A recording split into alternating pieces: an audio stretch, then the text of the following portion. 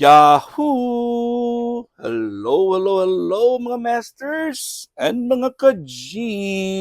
Good morning, good morning, good morning, good morning po sa inyong lahat sa buong Pilipinas at Asian countries at kung saan ka mang lupalop ng ating daigdig ay hayaan niyo muna kami ng inyong bidang-bidang si G na batiin po kayo. Batiin po kayong lahat ng good morning, good noon, good afternoon, good evening, at good night na po sa mga ready na matulog. At nandito na naman tayo sa ating another episode ng Daddy and G, the Green Girly Kitty Patuti Iguana Daily Vlogs. Yun po, lubos-lubosin ko na po ang araw na ito para magpasalamat po sa inyong lahat, sa lahat po na nag-attend ng ating Premier Marathon kahapon. Hindi lang po yun ordinary na Premier Marathon, kundi birthday LS po ng inyong lingkod, the Master Worm. So ito po ay nagbago na po ako ng anyo. Wala sa plano po yan, wala talaga sa plano yun, yung aking pag-transform. So kasi may mga kumakanta naman kahapon, sabi ko sige na nga, ahit na ako. Kasi umahit na talaga ako. Mabilisang ahit lang yun mga masters. Kasi kailangan nating palabasin ang aking alter ego na si Magdalena. So, dapat bukas, bukas na lang tayo pala mag-lecture. So for now, ang gagawin po natin ngayon is just magpasalamat tayo sa lahat po na nandoon sa ating Premier Marathon. Lahat po na umakyat at kumanta po sa ating events. So from 11 o'clock to 4 o'clock po, Philippine time, ako po yung host. And sa lahat po ng umakyat, hindi ko na kayo isa-isahin. Alam niyo na po kung sino po kayo. At syempre sa lahat ng nagpalipad, lahat po nag-share, lahat po na nandoon nakipagdutdutan, ay maraming salamat sa inyong love and support. At syempre sa second batch natin, si Yams OFW Vlogs na pansamantalang busy during that time, ay inakitan muna of course ni Ate Bams 2.0.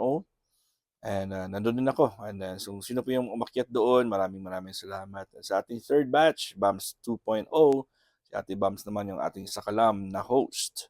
And fourth batch natin ay ang aking BFF, aking Beshi. Beshi Merle Estani Vlogs. Ayan. So, sakalam na talaga at magagaling na ang ating mga hosts. So, ako po ay super happy dahil po ay nagagawa na lang natin yung ating nagawa na yung or naging successful na po yung halos lahat ng mga na-train natin. Sila po ay mga ma-consider ko na mga top caliber na mga hosts. 'Di ba? Top caliber ng mga host ng Bahay Kulitan. At syempre, hindi yan nagiging successful kung walang audience at kayo po ang naging audience doon sa ating event. So ngayon po ay magbibigay tayo ng bagong sets of food para sa ating G. So may binili po ako dito. Tignan niyo po ito, frozen na po ito. Okay? Ito po ay tinatawag na berry medley. So instead na bumili ako ng yung fruits na fresh doon, frozen na yung binili ko. So meron tayong blackberries, blueberries, raspberry, and strawberry. So maganda ito. From Walmart po ito, great value yung brand niya. So high in dietary fiber, great for smoothies and snacks. So bagong-bago po ito, hindi ko pa ito nabuksan. Actually, meron siyang slit dito, tear here. Pero ang gagawin ko is guguntingin ko lang po at meron din po siyang sariling ziplock.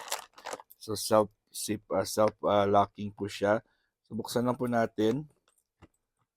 Ito. The way ako magbukas nito usually ay hindi ko inuubos. At unfortunately, ang gunting ko po ay hindi po matalim para sa dahon ito. So ginaganon ko lang po, oh. Yan, parang ganon. Hindi ko siya inuubos na gupit. Ayan, so lagay natin yan dito.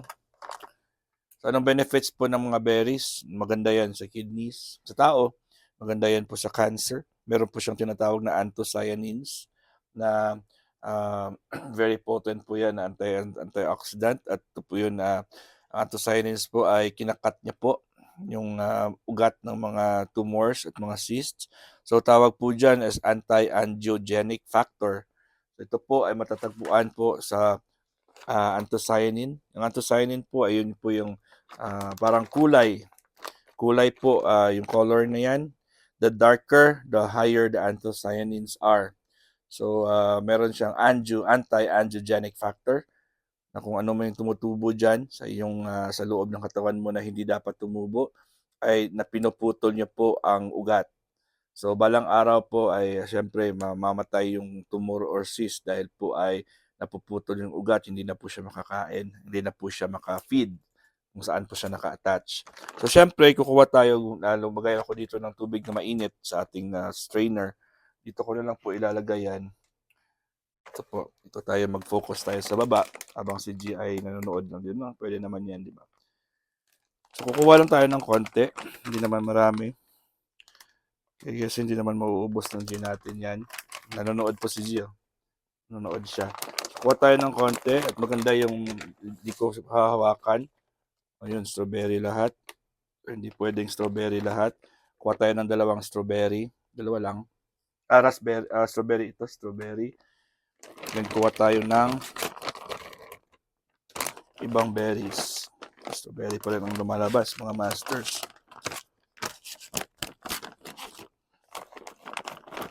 Hindi pwedeng hawakan natin ito. Ito, raspberry. Raspberry, mas maliit siya. Tsaka mayroong raspberry din, dalawa. And then meron ditong blackberry.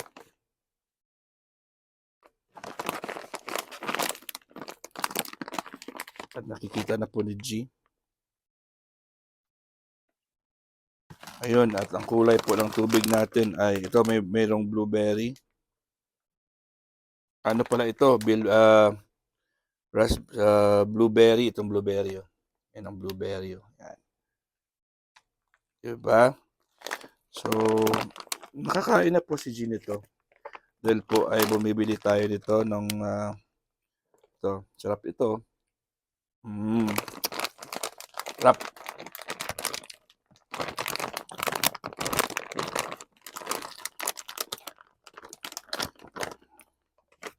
Raspberry. Yan. So, saraduhan natin ito. Sarap pala ito kainin eh. Oh, sarap. Gusto ko yung lasa niya, mga masters. Tsaka frozen pa siya. So, parang, masarap yung ano niya, lasa. And syempre, bumili din tayo ng peas and carrots niya. Ito naman ay hindi refillable. So, guguntingin natin ito. At ililipat na lang natin sa, sa kanyang ziplock. So, ito po ay magkukuha lang tayo ng konti. So, ano lang naman, peas and carrots lang naman ito. Hindi na ako mag-ano ng beans. Oh, dami.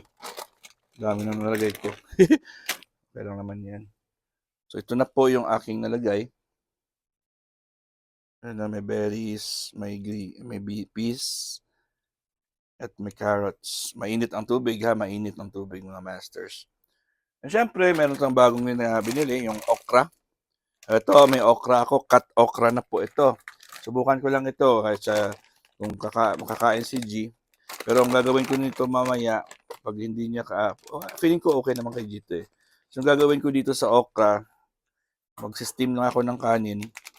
Diba? Magluto ako, magsasaing pala ako. And then, ito lalagyan ko lang sa taas ng kanin. Kasi cook naman ito. Cook na po ito. Cook na siya. Hindi na siya, sabi dito, empty frozen contents of bag in a 2-quart non-stick saucepan. Add 1/4 cup water. Cover. Hindi pa pala luto. Pero pwede itong kainin ni G. Kasi si G natin ay raw naman yung kinakain. So, kuha tayo ng okra. Siguro mga mga konting piraso lang. 5 piraso ng okra lang. Lagyan natin dito. At we'll just let it stay for a few minutes. Ito, hindi na siya matigas. Di ba? Bilis lang naman yan. So, wala tayong gagawing iba. Hindi, wala mo ng lecture. At dito yung kanyang pagkain kahapon, konti yung natira, hindi niya kinain. So, tatapon lang natin ito kasi ano na, hindi na fresh yung dahon. Hindi naman fresh ang dahon. And then kukuha lang ako dito ng konting tubig na mainit para mabilis to ano kasi nagdikit-dikit po siya. So, hindi malinis naman ito, yung kanyang lalagyanan. Ayun no. Para matunaw kasi mainit yung tubig. Eh, dito na lang natin ilalagay yung kanyang food sa kanyang bowl na ito. Yan mga masters, di ba? Yan. So, nag-enjoy ba kayo kahapon? Pasensya na at ako'y nagladlad. Dahil, siyempre, marami po ang nag-aabang kay Magdalena. Marami talaga nag-aabang kay Magdalena kasi si Magdalena po ay ang aking outer ego. Siya po ang aking babaeng version. So, magandang, siyempre may variety naman tayo. At masaya lang naman, for fun lang naman tayo, di ba? So, I hope na nag-enjoy po kayo. Siyempre, maraming salamat sa ating sisiubayan ng Kiyat sa sumayaw. Kasama namin. Siyempre, nandyan din po si Bro Ross DDR, Bro RMG, and Ate Bams. Maraming salamat sa pag-ano ng ating